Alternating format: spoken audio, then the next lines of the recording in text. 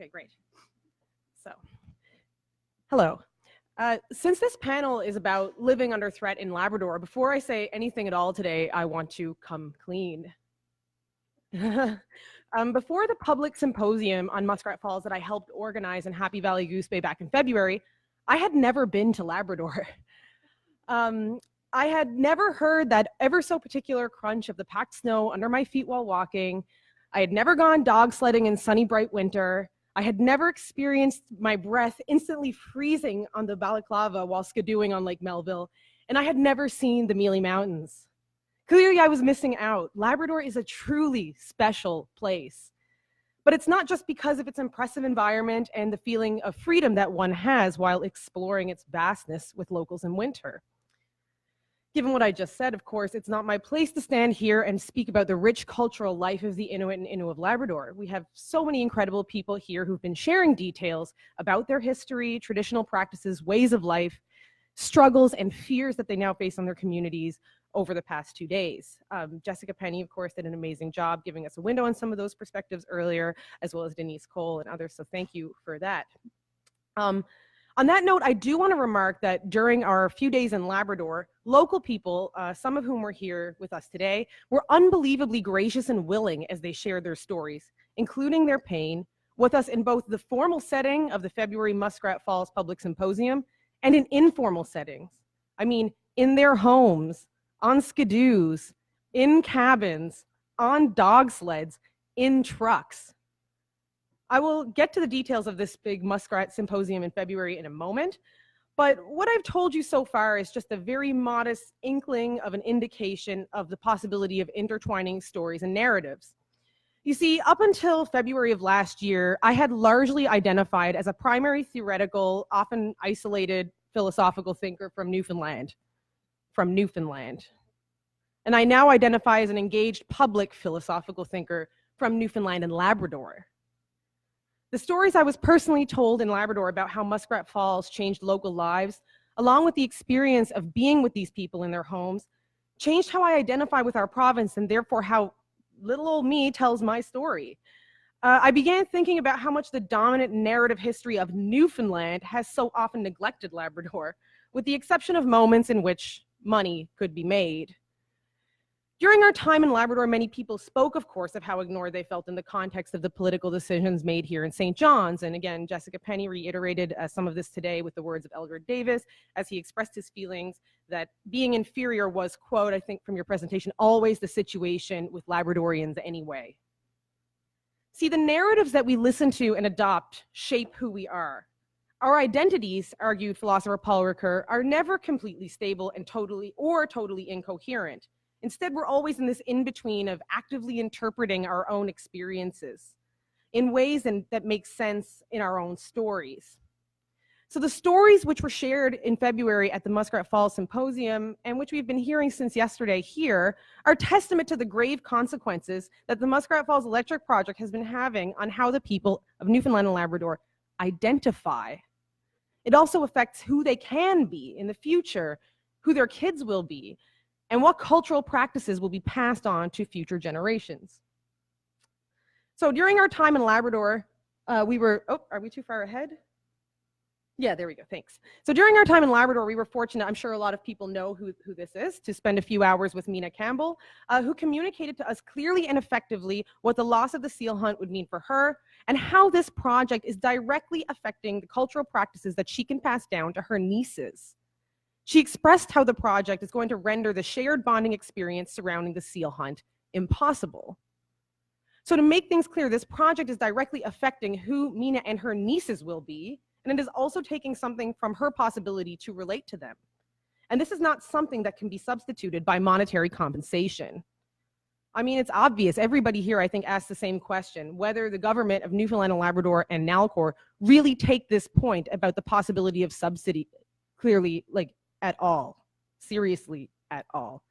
So as Roberta Benefiel just said, are people and their culture expendable for a hydroelectric project? So I hope you're not going to be angry at me for making this kind of comparison that is an inadequate comparison. But I was thinking about it the other day when speaking to a friend about this issue. Would any of those people who defended compensation as a solution here accept having their family Christmas taken away from them by a dominant institution that's occupying their home. And I know it's not adequate. I know it contains no analogous elements to subsistence practices, to relationships to the land, to a history of cultural oppression, which are all elements that the Inuit and Innu are facing as a result of Muskrat Falls. But I truly believe that to propose monetary compensation for a loss of tradition and culture is brash, it's out of touch, and it is further evidence of the Nalcor and government narrative that everything, absolutely everything, including culture and university expertise, can be translated into a dollar value. Please change the slide. Yeah, so here we go. So I'm here in my capacity today as co-director of the Newfoundland and Labrador NPO for New Earth, which we call FANE. And For New Earth in February of this year came together with the Royal Society of Canada, the Labrador Institute, and MUN's Department of Philosophy to put off what I've been describing as the February Muskrat Falls Symposium. So FANE has served as a channel to bring academics and community members together on ecological and political issues facing the province, with Muskrat Falls being our primary focus over the past year. The 3 co-directors. So the organization, which I contributed actually to founding with my PhD supervisor who's here, Sean McGraw, who's also there, has become extremely personally important to me as a young person who is still living here in the so-called end times. It has been an avenue for me to develop a public voice and to establish how I think philosophy can speak practically to shady politics, notably in the form of parsing the lines of argumentation being employed by contingents of the populations whose backgrounds, interests, and even uses of language are just on completely different planes. It also allows me an opportunity to provide critical commentary, which is, in my opinion, an integral part of philosophy and the philosophical tradition. But on a more theoretical level, I think philosophy also has much to offer with this narrative that I put forth to you at the beginning of the talk about narrative identity, which can be interpreted in terms of how we develop a sense of self in relationship to our time and in relationship to the dominant narratives that shape our time. Furthermore, the philosophy of history, another branch of philosophy, which I'll get to at the end of this talk, helps us reflect on those collective dominant narratives and political myths. So to ask questions like what guiding principles and collective feelings have been at work, often irrationally at work, in shaping our political future. So, as I mentioned, I was one of the co-organizers of this February Muskrat Falls Symposium. And I think it's good to just say a word about it so I can remind you that it happened and that, you know, we keep having these events and that there's a meaning and a reason to do it. So the structure of this symposium, which you can see on the slide, was largely put forth by Ashley Consulo of the Labrador Institute, and it was unique. So it included a half day of public talks, perhaps not so unique, but then a full day of interpersonal sharing, which was called a World Cafe. So, you know, it was a rare event where academics who, myself included, never seemed to stop talking, actually stopped talking or spoke sensitively and selectively while hearing the stories of the local people. Furthermore, at the end of the event, we began drafting a resolution for an independent inquiry into the North Spur and a water monitoring program. And this, of course, follows the recommendations that we just saw of Stig and Lennart. So here's some pictures from the first day of the symposium. I'm sure you recognize some of those faces. It began with a series of sort of informative public talks by David Barty, Kelly Vodden, Stephen Crocker, and Marina Biasuti-Brown of the Independent Expert Advisory Committee. And this, I think, provided a kind of opening context for the facts and for people for the people attending for the rest of the event. And so the day ended with a keynote address from the man that you see on the right, Jerry Bannister, whose work on historical narratives, political culture, collective memory, and nationalism in Newfoundland and Labrador is something that, in my opinion, we should really revisit again and again. He is much more qualified than me to express the province's narrative and collective myths insofar as they have contributed to the instantiation of Muskrat Falls.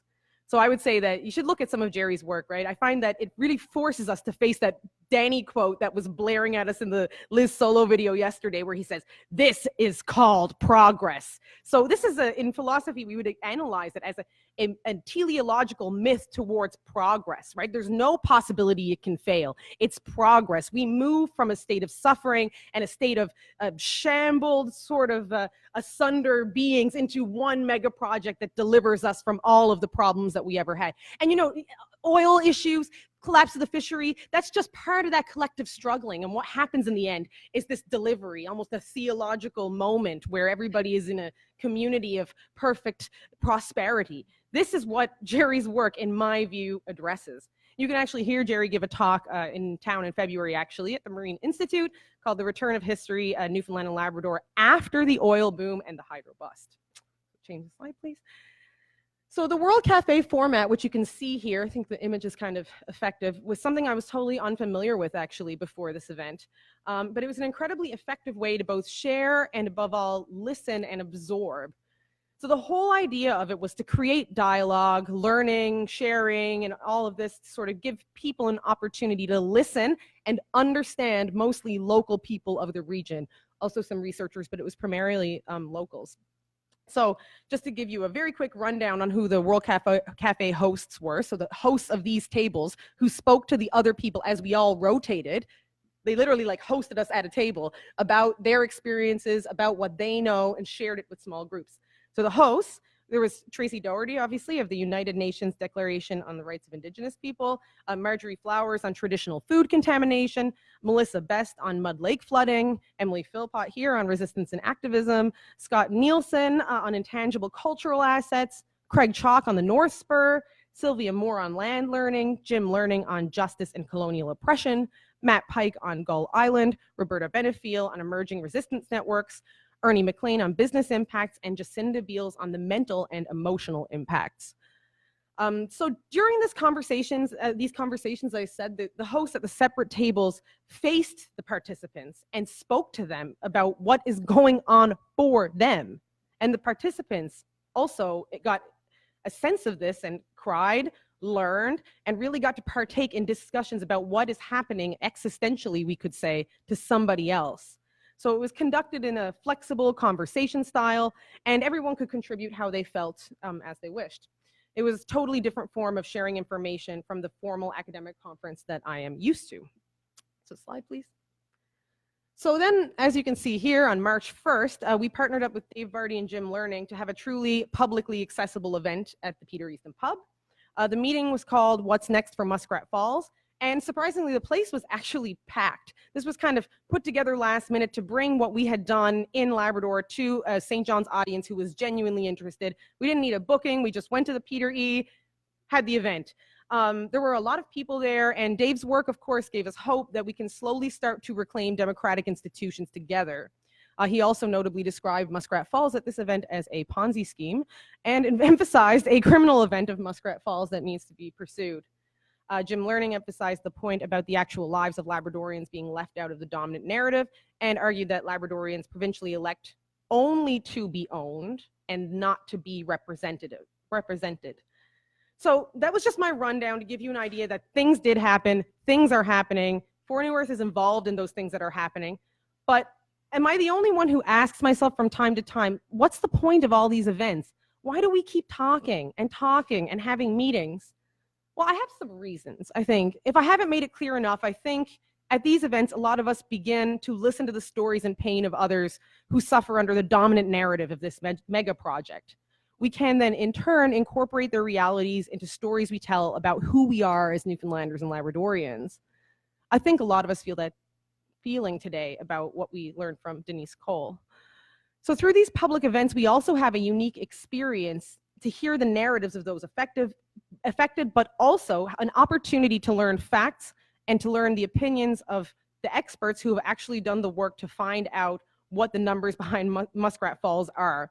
So I'm thinking of the work of Des Sullivan and Dave Vardy and Jim Feehan, who not only write voluminous amounts and articles and things that like I try to wade through and then sometimes I don't make it. They are willing to do a second step to come out and say it to me. They're saying it to me and arming me to go into the world and defend this position that for different people in the room perhaps was originally based on something else, a conviction, a care for others, a personal suffering, something they learned at a history lecture. We all have different reasons why and how we got involved in this. But as we continue to be involved, I think that it's important that at these events we kind of acquire the armor and equipment to go out. And I want to thank you, Des and Jim and Dave, for providing us with that.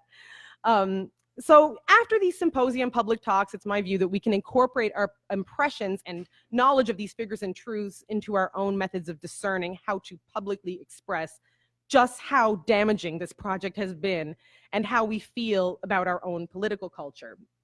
So in short, I think to know all of the social and political impact of this project and how to respond is something that cannot be established in a single meeting or day, but rather we need to meet more than once. We need to keep doing this because artists, philosophers, social scientists in particular need time to respond. And the trauma of the people living in Labrador is something that has been progressively revealed and communicated to us and continues to be so as we have things like this event. So I want to return for a second to what I think philosophy and academia can do on the Muskrat Falls front, and how I think those of us trained in philosophy can play a positive role in the public discussion. So this photo is of Sean from For New Earth at Stan Marshall's infamous visit to MUN in February of 2018. Do you remember this visit where Stan Marshall said, no one's going to be poisoned, the North Spur won't collapse, and most brazenly, I can't control if people sleep in fear with life jackets under their beds. So how could philosophy respond to this? I mean, first of all, the oldest lesson from Plato's Republic is that philosophers and those in government are servants. They serve the public. They do a service. And do we think that Stan Marshall and Nalcor and even the government of Newfoundland and Labrador are serving? Do they make the impression of being servants? And you know, this is not entirely my line. If you remember at this event, those of you who saw it or were there, Mike Clare of the Harris Center got up and reminded Stan Marshall of that in his face. He said, you should serve the province. You are a servant. You're not a CEO of some multi-million-dollar corporation that you built on your own or some capitalist machine. You're a servant. And on top of that, I would like to draw our remarks to, or our attention to some of Sean's philosophical remarks as he framed the discussion of Muskrat Falls in this moment in a very particular way. So he said, what's going on is kind of a battle of existential concerns and corporate concerns. And as philosophers, as I mentioned earlier, I think we can work to sort out those concerns and those lines of argumentation to see why sometimes you have the feeling of being duped, right? You're like, the premises and the conclusions follow argumentatively, like of what this manager of this corporation is saying, forget servant, but it's not touching me. It's not reaching the concerns of the people involved. So if it logically stands, this is not the criteria for it to be true to us, despite the truth in the premises. So sorry, that was a bit of like formal logic speak, but that's what's going on. There are lines of argumentation that may make sense, but how do those lines of argumentation meet? How do they treat the concerns of people involved? How do they address the philosophical questions? What is the public good? What do people want? What is the value of security in human life? And so just to clue up with what happened here is there was a discussion about whether Muskrat Falls is a disaster for the democratic process in Newfoundland and Labrador. As Sean was asking, how would we restore our faith in Newfoundland and Labrador after this? Getting to the theme of my talk, which is going forward after Muskrat Falls. How can we see our future? So philosophy can be mobilized in this context of democracy and specifically what it means to say that we have a democratic deficit. And Roberta, I think you just raised some of those remarks in a really poignant way when you said, in our democratic climate, how do the silent majority and grassroots activists fit into this? Okay, the slide, please. So, sorry that there is one big philosophical quote, but I wouldn't be a boring, recovering, reclusive academic if I didn't give you one quote. But this quote is from a very important post-World War II Holocaust-reflecting philosopher, Jewish philosopher named Max Horkheimer, critical theorist. And basically, the gist of this quote is that we have an imperative, a moral imperative, to listen to the voices of those who have suffered and translate them into language that can be heard and that will be heard. So I'm going to read it. The real individuals of our time are the martyrs who have gone through the infernos of suffering and degradation in their resistance to conquest and oppression, not the inflated personalities of popular culture, the conventional dignitaries. These unsung heroes consciously expose their existence as individuals to the terroristic annihilation that others undergo unconsciously through the social process.